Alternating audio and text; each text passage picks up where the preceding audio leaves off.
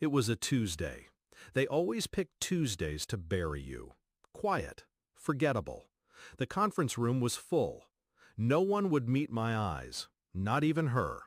My wife sat 3 chairs down, scrolling her phone like it wasn't happening. Across the table, her sister cleared her throat. "We're restructuring," she said. We. Interesting word.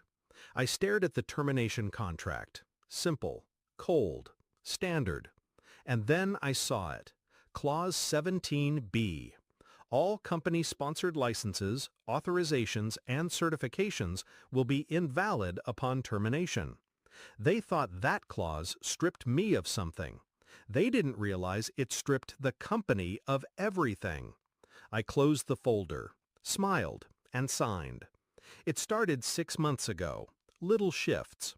My wife came home late from strategy dinners she never used to attend. Her phone was suddenly face down. Her laugh turned from shared to secret. She stopped touching me the way people do when they want to be seen.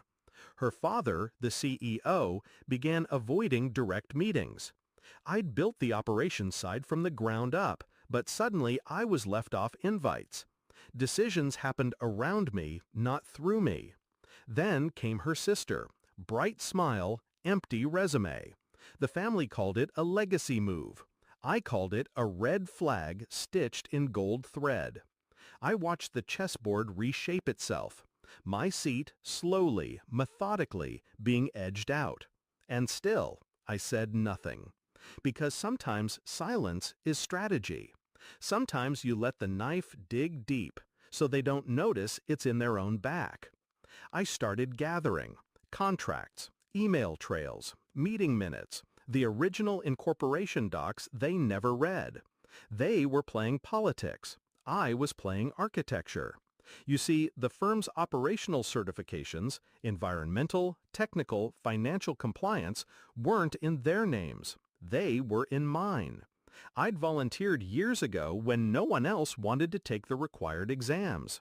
6 of them, 8 months, thousands in fees. They'd signed the clause without a second glance, happy to offload the burden. Now everything, from procurement pipelines to federal grants, rested on my personal validation. My signature didn't represent the company. It was the company. Without it, their permits were ornamental. And Clause 17B? It didn't just remove me. It removed them. I ran simulations, quietly triggered notifications to governing agencies, watched internal systems flag compliance errors, like dominoes lining up behind glass. All I had to do was breathe. A week after my termination, I showed up unannounced, casual, calm. Reception hesitated, then let me through. The boardroom was louder than usual. Stress does that to people. Licenses revoked, accounts frozen, auditors demanding clarity. Half the infrastructure was now non-compliant. Internal memos were leaking. Her sister looked like she hadn't slept. Her father looked like he knew. I placed a sealed envelope on the table. Inside, a copy of the compliance clause, highlighted, annotated. No accusations, just facts. Her sister flipped through the pages. Pale, then green. My wife stood in the corner, quiet, avoiding my gaze like it burned. Her father finally spoke. "You knew." I nodded once. She opened her mouth, but I'd already turned to leave. 2 days later, they begged for a meeting, not officially, privately. A quiet lunch at the country club they once said I wasn't polished enough to join. Her father offered me a drink. I declined. He apologized. She apologized. Even the sister looked like she wanted to dissolve. They asked me to consider temporarily reinstating my credentials, just until they could find a solution. I asked them one question. Do you remember why I signed the contracts under my name? They didn't, because they never paid attention. They just took. My wife reached across the table. "Let's fix this." I looked at her hand, then at the divorce papers I pulled from my briefcase. You already did. I watched the firm implode from a distance. Investors pulled. Employees fled. My wife's sister resigned 3 weeks later. Her father issued a statement about unforeseen structural challenges.